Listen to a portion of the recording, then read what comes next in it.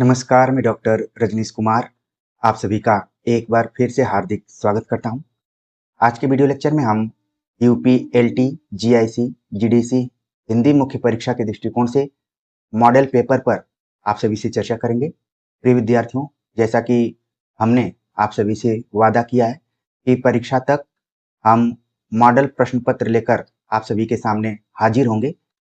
इस मॉडल प्रश्न पत्र को आप खुद अपने समय को निर्धारित करते हुए अपने स्टडी रूम में बैठकर लिखेंगे और लिखने के बाद अगर आपको लगे कि इसका मूल्यांकन कराना चाहिए तो हमारे संपर्क नंबर पर आप इसको भेज सकते हैं।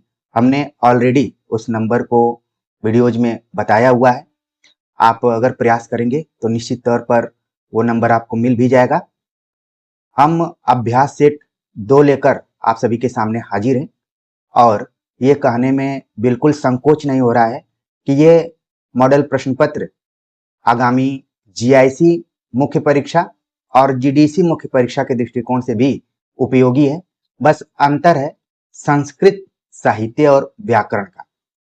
जीआईसी में संस्कृत साहित्य और व्याकरण पढ़ना आप सभी को, लेकिन जीडीसी में इसकी जगह पर अन्य टॉपिक्स को पढ़ने हैं। तो समय के अनुसार हम मॉडल पेपर में कुछ नए प्रश्नों को जोड़ेंगे। आप निश्चित तौर पर उसका लाभ उठा पाएंगे। अभी हम यूपी एलटी की दृष्टिकोण से इसके पाठ्यक्रम के हिसाब से मॉडल पेपर को तैयार कर रहे हैं और जब हम मॉडल पेपर तैयार कर रहे हैं, सिलेबस को देख रहे हैं, तो ऐसे लग रहा है कि कोई ऐसा पोर्शन न छूटे जिससे कि हमारे विद्यार्थी परीक्षा हॉल में परेशान हो या फिर उनको लगे कि हमने तो इस चीज को पढ़ा ही नहीं। हमें ये कहने में अच्छा लग रहा है कि मेंस एग्जाम के पहले ही हमने 100 से अधिक प्रश्नों को लेकर आप सभी से चर्चा कर ली है। आपने उसको देखा भी होगा। तो इस सीरीज को हम आगे बढ़ा रहे हैं। देखिए, कहने के लिए ये प्रश्न है, लेकिन जिस तरीके से हम प्रश्नों को लेकर उनकी व्याख्या कर रहे हैं, उनके बारे में बता रहे हैं कि किस तरीके से आंसर लिखना है, और वो जानना बहुत जरूरी है। प्रिय विद्यार्थियों, गली चौराहे पर लोग क्वेश्चन पेपर लेकर बैठे हुए हैं, लेकिन जो दृष्टि है, जो मार्गदर्शन है और खासतौर से सच्चा मार्गदर्शन है, वो आपको धैर्य रखकर ही मिल सकता है। आपको समय देना पड़ेगा। तो शुरुआती दौर में आप देख रहे हैं कि वही समय, कितने का अंक है, कितने प्रश्न रहेंगे, कौन कौन से खंड हैं, इनको लेकर हमने अभ्यास सेट 1 में आप सभी से चर्चा की थी। उस पर अब ज्यादा हम बात नहीं करेंगे। खंड अ के अंतर्गत आज हमने जिन प्रश्नों को शामिल किया हुआ है उसमें पहला प्रश्न है, नाथ साहित्य और सिद्ध साहित्य में अंतर स्पष्ट कीजिए। 8 अंकों का यह प्रश्न है। तो कम से कम इन दोनों साहित्य के अंतर्गत, नाथ और सिद्ध साहित्य के अंतर्गत 4 से 5 अंतर आप बताने की कोशिश कीजिए, जिससे कि आपको 8 अंकों में अधिक से अधिक अंक हासिल हो जाए। दूसरा प्रश्न है, संत काव्य की प्रमुख प्रवृत्तियों पर विचार कीजिए। तो कोशिश कीजिए कि कम से कम इसमें भी 4 से 5 प्रमुख प्रवृत्तियों को आप बतलाएं। कोशिश कीजिए कि अगर आपके लिखने की गति तेज है तो आप 8 पॉइंट भी रख सकते हैं, ताकि एग्जामिनर के ऊपर एक मनोवैज्ञानिक दबाव बनेगा कि विद्यार्थी ने तमाम समय प्रबंधन के बावजूद भी अच्छा लिखने का प्रयास किया।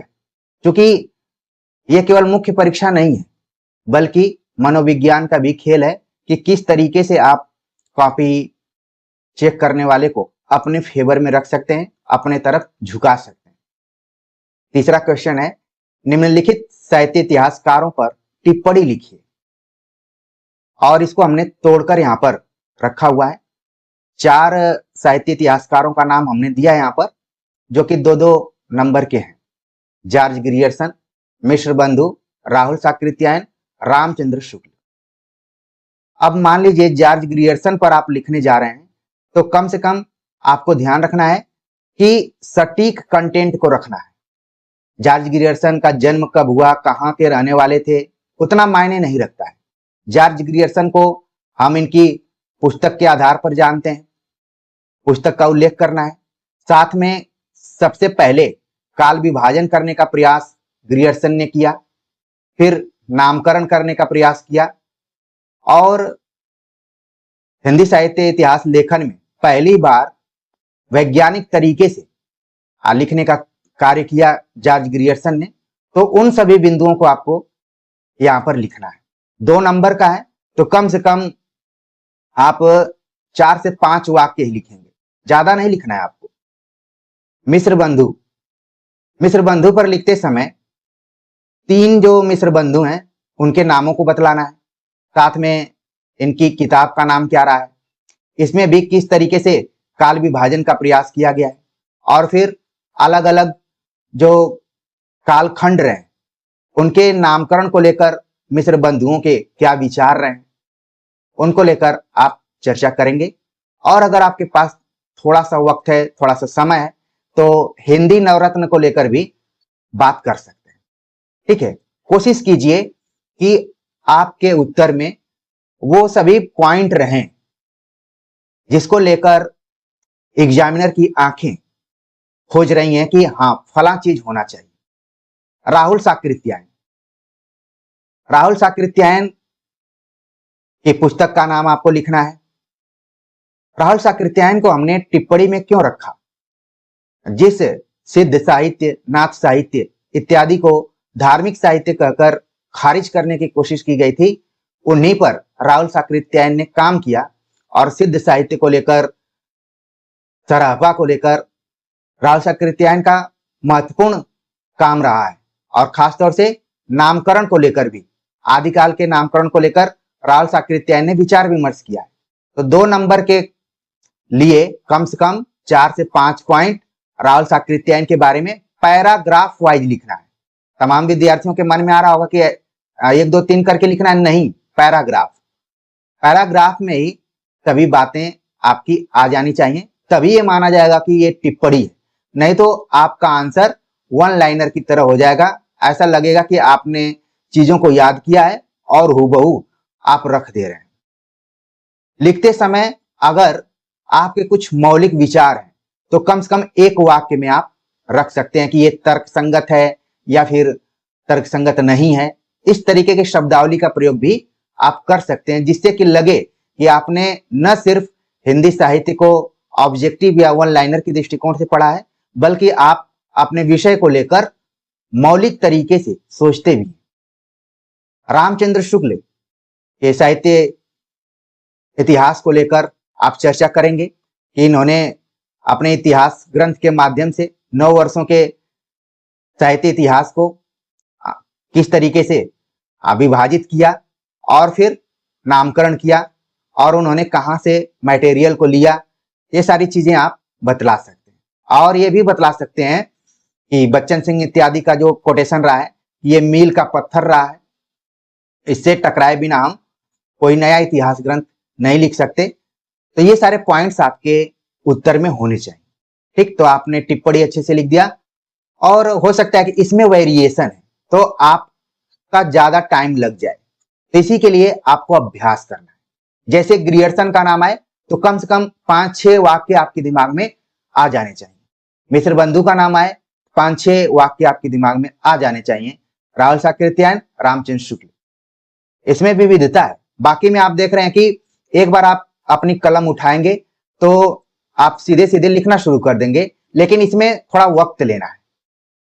वक्त लेने का मतलब कि थोड़ा सा पॉज देकर आप अपने दिमाग में कंटेंट को बदलेंगे, क्योंकि आपका वही दिमाग है जो सिलेबस के अनुसार तैयारी करके भी गया है और प्रश्न को देखकर दिमाग में से बहुत सारे तथ्य सामने निकल कर आ रहे हैं। और हमें ध्यान रखना है कि हमें सटीक तथ्यों को ही अपने उत्तर में शामिल करना है, इधर उधर की बातों को बिल्कुल नहीं लिखना है। क्वेश्चन नंबर 4 है, हिंदी कहानी के उद्भव और विकास पर प्रकाश डालिए। तो उत्तर लिखते समय केंद्र बिंदु रहेंगे प्रेमचंद। प्रेमचंद के पूर्व हिंदी कहानी की क्या स्थिति रही, खासतौर से प्रथम कहानी को लेकर विवाद रहा, तो उसमें किसी एक को आप मानते हुए आगे बढ़ेंगे। फिर प्रेमचंद के समय में कहानी कि विषय वस्तु क्या रही। खासतौर से आपको विषय वस्तु और प्रवृत्ति को ही ध्यान में रखना है। फिर प्रेमचंद के बाद की कहानी किस तरीके से रही, तो संक्षेप में आपको 8 नंबर के हिसाब से लिखना है। लिखने के लिए तो किताब लिखी जा सकती है, लेकिन आपको ध्यान रखना है कि समय का ध्यान रखते हुए कि 8 नंबर में हम इतना लिख सकते हैं। संस्मरण और रेखा चित्र में अंतर स्पष्ट कीजिए। तो कम से कम 4 से 5 अंतर आप ध्यान में रखिए और दोनों विधाओं के रचनाकारों का नाम और रचनाओं का नाम आप शामिल करते हुए इसको लिख सकते हैं। मेंस की पुस्तक हमने लिखी ही हुई है, हर बार बताने की जरूरत नहीं है। आप प्रयागराज में हैं, लखनऊ में हैं, या फिर गोरखपुर में हैं, वाराणसी में हैं, तो यहाँ पर ऑफलाइन भी ये किताब मिल जाएगी आपको। खरीदने से पहले एक बार उसके कंटेंट को आप देख सकते हैं और जब आपका दिल करे तो उसको खरीद सकते हैं। बाकी हमारी क्या कोशिश है कि उस किताब के अलावा आपको दृष्टिकोण दिया जाए, आपको मार्गदर्शित किया जाए कि हाँ, इस तरीके से भी आप अध्ययन कर सकते हैं। क्वेश्चन नंबर 6 है, निम्नलिखित पर टिप्पणी लिखिए। 4 टिप्पणियां दी गई हैं 2-2 नंबर की। रस सूत्र, सात्विक भाव, साधारणीकरण, रस के अवयव। तो जैसे रस सूत्र आपको लिखना है, तो जो भरत मुनि का रस सूत्र है उसको एकदम से आप अपने दिमाग में बैठाइए कि सही मायने में क्या है। हमने कई बार आप सभी को आगाह किया है कि रस सूत्र को लिखने का अभ्यास कीजिए और फिर उस रस सूत्र को अलग अलग तोड़ देना है कि उसमें क्या बात कही गई है। आपका 2 नंबर कंप्लीट हो जाएगा।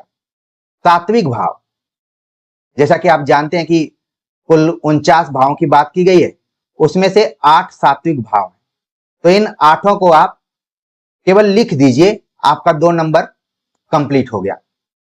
साधारणीकरण को लेकर जब आप आंसर लिखना शुरू करेंगे तो सबसे पहले आपको नाम देना है भट्ट नायक का।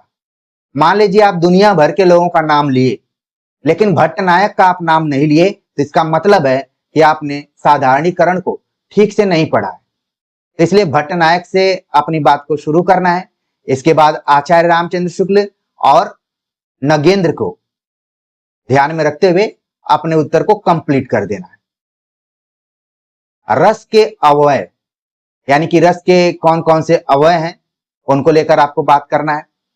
ठीक है, तो जैसे विभाव, अनुभाव, संचारी भाव, सात्विक भाव, जितने भी तरीके के भाव हैं, आलंबन, उद्दीपन, ये सब रस के अवयव के अंतर्गत आएंगे। तो कम से कम 4 से 5 वाक्य देख लीजिए, अगर जितना आपको याद हो सकता है उसको लिखिए। क्योंकि ये सभी व्याकरण के पोर्शन से हैं, इसमें हम इधर उधर की बात भी नहीं लिख सकते, इसलिए टू द पॉइंट ही लिखना है। ठीक, अगला प्रश्न है, निम्नलिखित वाक्यों को शुद्ध कीजिए।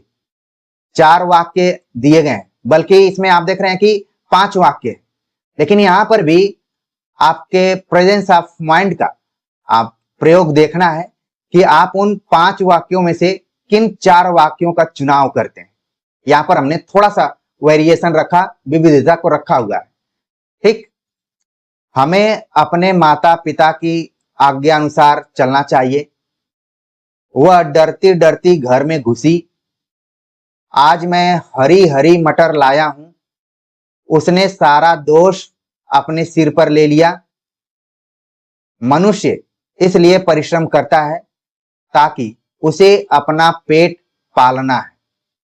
जैसा कि व्याकरण को पढ़ाते हुए हम बार बार बोलते हैं कि हम व्यावहारिक रूप में अशुद्ध वर्तनी और अशुद्ध वाक्यों का प्रयोग करते हैं, क्योंकि हमारा पूरा ध्यान होता है संप्रेषण पर, कि जो हम बात कह रहे हैं सामने वाला बस उस चीज को समझ जाए और काम हो जाए। लेकिन जब भी परीक्षाओं में जाते हैं तो वहां पर शुद्ध अशुद्ध की बात आ जाती है, इसलिए हमें व्याकरणिक रूप से, व्यावहारिक रूप से निकलते हुए व्याकरणिक रूप से हमें तैयार करना पड़ता है कि शुद्धता अशुद्धता को लेकर किन किन चीजों को हमें ध्यान रखना है। तो चूंकि ये प्रैक्टिस प्रश्न पत्र है, तो आप इसका उत्तर लिखिए। समय के अनुसार जितने भी मॉडल पेपर्स हैं सबके उत्तर को हम आप सभी के सामने रखेंगे। घबराने की जरूरत नहीं है। पहले आप थोड़ा सा प्रैक्टिस करने की कोशिश कीजिए, आप अपने को मांझने का प्रयास कीजिए, बाकी चीजें तो होंगी ही। अगला प्रश्न है, निम्नलिखित शब्दों की वर्तनी शुद्ध कीजिए। 8 नंबर का एक क्वेश्चन। वर्तनी आप देख रहे हैं कि कई दी गई हैं, एकत्रित, उत्तरदायी, निरपराधी, दुरावस्था, गृह प्रवेश। ठीक, तो इसमें से 4 को ही चुनना है। अब आपके ऊपर निर्भर करता है कि आप उन 5 में से किन 4 शब्दों का चयन करते हैं। ठीक, तो आप देख रहे हैं कि इनमें कोई ना कोई खामी है, कोई ना कोई गड़बड़ी है, जिसकी वजह से ये अशुद्ध हो चुके हैं और हमें इनको क्या करना है, शुद्ध करना है। तो व्याकरण में सब नियम है और कौन शब्द कैसे लिखे जाते रहे वो अपने दिमाग में बैठाना पड़ता है। तो देखने में आप देख रहे हैं कि इसमें बहुत कम समय लगेगा, समय बहुत ज्यादा नहीं लगेगा, आपको बस लिख देना है और आप देखेंगे कि इसमें फुल मार्क्स मिलेगा आपको पूरा। अगर अच्छे से लिख दिए तो 8 में 8 नंबर भी मिल सकता है। संस्कृत साहित्य भी लगा हुआ है, तो एक प्रश्न यहां पर हमने संस्कृत का भी रख दिया। दंडी का साहित्यिक परिचय लिखिए। तो दंडी के संस्कृत में जो भी ग्रंथ लिखे गए हैं उसके आधार पर आपको अपना उत्तर लिखना है और उन ग्रंथों में किन विषय वस्तुओं को उठाया गया है उनको लिख देना है 8 नंबर के हिसाब से। हिंदी के विकास में अपभ्रंश के योगदान पर विचार कीजिए। जब आप आर्य भाषाओं को पढ़ेंगे तो हिंदी जो है आधुनिक आर्य भाषाओं के अंतर्गत है। अपभ्रंश के कई जो रूप हैं, कम से कम 7 रूपों की बात की गई है। तो जितनी भी आधुनिक बोलियां रही हैं जिनके वजह से हिंदी का विकास हुआ है वो किसी न किसी अपभ्रंश से है। तो उन सभी को जोड़ते हुए 8 नंबर के हिसाब से आपको उत्तर लिखना है। और आपने पढ़ा भी होगा कि हिंदी के विकास में अपभ्रंश का योग करके एक पुस्तक भी है नामवर सिंह की, तो उसका जिक्र करते हुए भी कि उन्होंने अपनी पुस्तक में किन बिंदुओं को उठाया हुआ है या फिर किस निष्कर्ष पर पहुंचे हुए। अगर आपको मिल जाए, क्योंकि उन्होंने अपभ्रंश के 2 भेद किए हुए हैं, पूर्वी अपभ्रंश और पश्चिमी अपभ्रंश, उसके हिसाब से उन्होंने पूरा विचार किया। तो अगर नहीं भी आप इसमें जोड़ते हैं तो कम से कम हिंदी के विकास में अपभ्रंश का क्या रोल रहा है।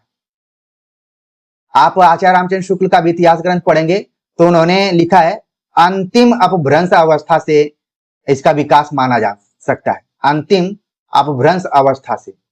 अगर इतिहास ग्रंथ आपने पढ़ा होगा तो ये मेरी बात आपके दिमाग में आ रही होगी कि बिल्कुल आप सही कर रहे हैं। तो उन सारी चीजों को जोड़ते हुए आपको उत्तर लिखना है।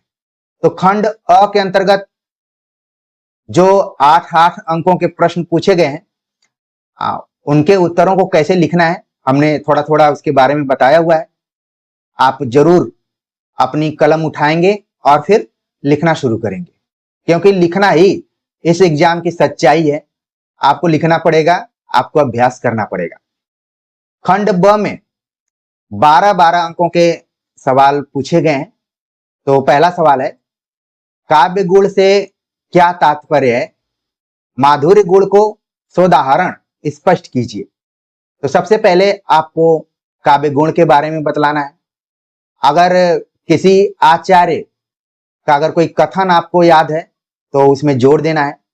फिर काव्य गुणों की संख्या को लेकर आचार्यों ने क्या क्या विचार विमर्श किया है उसको लेकर बातचीत करते हुए मुख्य रूप से जो 3 काव्य गुण हैं उनकी चर्चा करना है।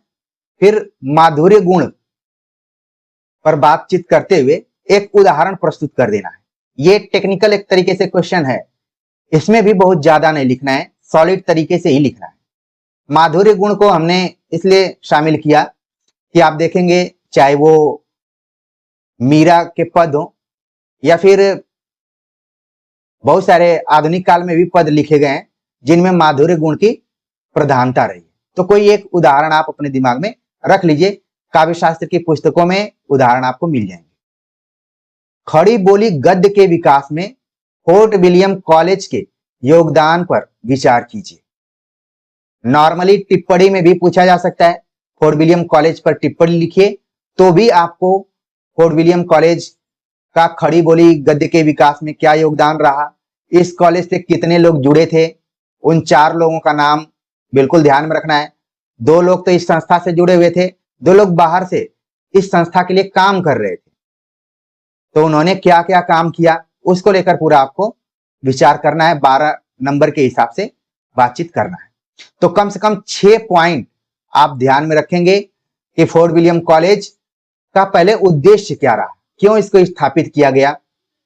ठीक है, ये सब चर्चा करते हुए आप अपने उत्तर को लिखेंगे। कम से कम 6 पॉइंट आप उद्धृत करें, जिससे कि आपको हर पॉइंट पर 2-2 नंबर पाने का एक मनोवैज्ञानिक दबाव एग्जामिनर के ऊपर पड़ जाए। पूर्वी हिंदी और पश्चिमी हिंदी में अंतर स्पष्ट कीजिए।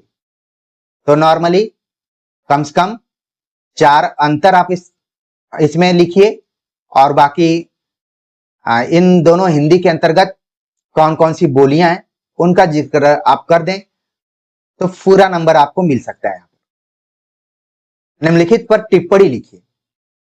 टिप्पणी हमने भक्ति काल से लेकर आधुनिक काल की जो भी संस्थाएं रही, जिनका की योगदान हिंदी साहित्य में रहा है, उसको हमने यहां पर रखा हुआ है। अष्टछाप, भारतेंदु मंडल, नागरी प्रचारणी सभा, परिमल समूह। तो टिप्पणी लिखना है, और आप देख रहे हैं कि हर टिप्पणी 3 अंक की है। तो अष्टछाप की स्थापना किसने की, कब हुई, 8 कवि कौन कौन से रहे हैं। ठीक है, गुरु शिष्य परंपरा को लेकर भी आप इसमें चर्चा कर सकते हैं, और अष्टछाप का संबंध किस शाखा से रहा है, इसका जिक्र करते हुए आप अपना पूरा उत्तर लिखेंगे, और आप देखेंगे कि अधिकतम जो 3 अंक हैं वो आपको मिल सकते हैं। भारतेंदु मंडल को लेकर आपको बात करना है कि इस मंडल में कौन कौन साहित्यकार रहे हैं, लेखक रहे हैं, उनका क्या योगदान रहा।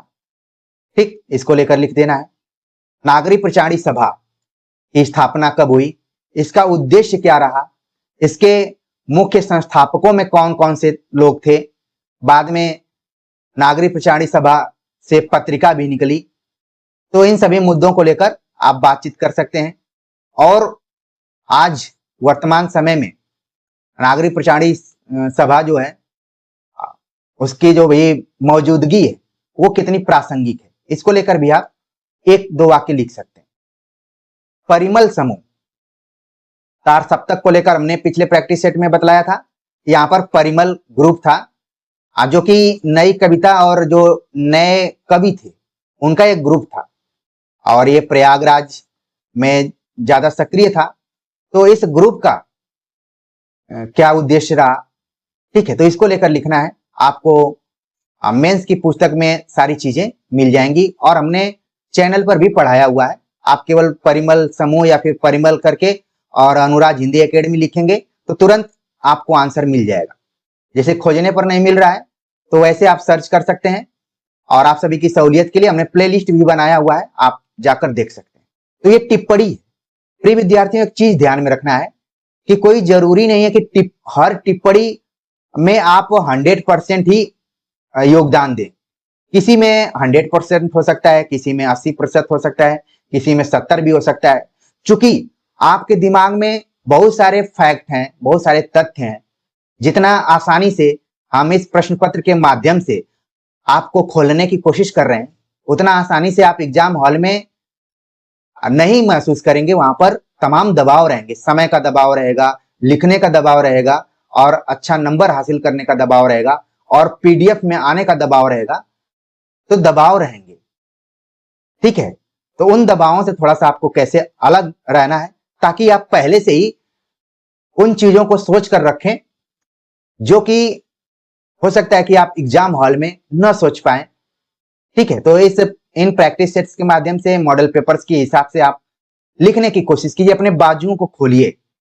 जैसे मैंने मॉडल पेपर नंबर 1 आप सभी के सामने रखा, तो तमाम विद्यार्थियों ने कहना शुरू कर दिया कि सर आप उत्तर भी बता दीजिए। हमने अपने को बहुत कंट्रोल किया। मुझे लगा कि मैं बोल दूं कि मैं ही एग्जाम में बैठ जाता हूं, लेकिन ये बोलना उचित नहीं। समझाना है, अपने विद्यार्थियों को समझाना है। आपने पढ़ा होगा, अपना हाथ अपना हाथ अपना अपना हाथ जगन्नाथ, कुछ ऐसे करके पहले चलता था। आपको अपने हाथों को मजबूत करना है। हमें तो जो मार्गदर्शन देना है वो हम आपको दे रहे हैं। अगर सही सही नहीं तो दरेरा देकर ही, आक्रामक शैली में ही आपको बतलाएंगे, लेकिन बतलाएंगे। क्योंकि हमारा इंटेंशन क्या है कि हमारे विद्यार्थी सेलेक्टेड पीडीएफ में आए। भले बाद में वो कहें कि सर अगर आप नहीं प्रेरित करते तो हम टाइपिंग वाला ही पीडीएफ पढ़ते रह जाते।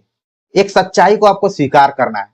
आप कितनी भी किताबें रखें, कितने भी नोट्स रखें, लेकिन एग्जाम हॉल में लिखना है। लिखने का अभ्यास निश्चित तौर पर करें। इसलिए हमने कम्युनिटी सेक्शन में एक प्रेरक संस्मरण को भी लिखा कि इस मुख्य परीक्षा की अगर सच्चाई कोई है तो वो लिखना है, तो उससे आपको दूर नहीं भागना है। उत्तर तो हमने लिखवाया भी है और आगे लिखवाएंगे भी, कोई दिक्कत नहीं है, लेकिन आप लिखना शुरू कीजिए। अगला प्रश्न है, यहां पर हमने आप सभी के लिए टर्न दिया हुआ है। आपके दिमाग को हमने झकझोरने का प्रयास किया हुआ है कि इजी इजी क्वेश्चन नहीं आ सकते, कुछ क्वेश्चन ऐसे आ सकते हैं जो कि आपको सदमे में भी पहुंचा दें, लेकिन आपको सदमा में जाना नहीं। हिंदी से संस्कृत में अनुवाद कीजिए। तो एक पैराग्राफ दिया गया है, 12 नंबर का है। तो व्याकरण के हिसाब से जो भी आपने थोड़ा बहुत अनुवाद की प्रक्रियाओं को सीखा होगा, देखिए यहां पर पैराग्राफ क्या दिया गया। संस्कृत का साहित्य सरस तथा व्याकरण सुनिश्चित है। उसके गद्य एवं पद्य में लालित्य, भाव अभिव्यक्ति की सामर्थ्य और अनुपम श्रुति माधुर्य है। अधिक क्या कहें, चरित्र निर्माण की जैसी अच्छी प्रेरणा संस्कृत साहित्य देता है वैसी कोई अन्य साहित्य नहीं देता है। मूलभूत मानवीय गुणों की जैसी विवेचना संस्कृत साहित्य में है वैसी अन्यत्र नहीं है। दया, दान, पवित्रता, उदारता, ईर्ष्या न करना, क्षमा तथा अन्य अनेक गुण इस साहित्य के अध्ययन से उत्पन्न होते हैं। अब इसका हमें अनुवाद करना है। तो ऐसा तो है नहीं कि आप तुरंत एआई की तरह अनुवाद करना शुरू कर देंगे, थोड़ा सा वक्त लेंगे। हो सकता है कि कुछ व्याकरणिक त्रुटियां भी हों, लेकिन आप प्रयास जरूर करेंगे, टूटे फूटे लहजे में ही इसको अनुदित करेंगे। हो सकता है कि कुछ विद्यार्थी इसको बहुत बेहतरीन तरीके से इसका अनुवाद कर दें, जिसमें कि 12 में उनको अधिकतम अंक मिल सकता है। तो कोशिश करना है आपको। तो हमने एक यहाँ पर पैराग्राफ रख दिया है ताकि आप हिंदी से संस्कृत में अनुवाद करने का प्रयास भी करें। हो सकता है कि संस्कृत से हिंदी में अनुवाद करने के लिए आ जाए। एक दो प्रश्न इस तरीके से रहेंगे ही रहेंगे। निम्नलिखित मुहावरों लोकोक्तियों का अर्थ लिखिए और उनका वाक्यों में प्रयोग कीजिए। 4 मुहावरों को चुनना है और 3 नंबर के प्रश्न है, यानी टोटल 12 नंबर के। 4 की जगह पर हमने 5 दिया हुआ है, लेकिन आप अपने आईक्यू लेवल के हिसाब से, ठीक है, तैयारी के हिसाब से 4 का ही चयन करेंगे। कोल्हू का बैल, गूलर का फूल, गंगा नहाना, घड़ों पानी पड़ना, हाथ पीले कर देना।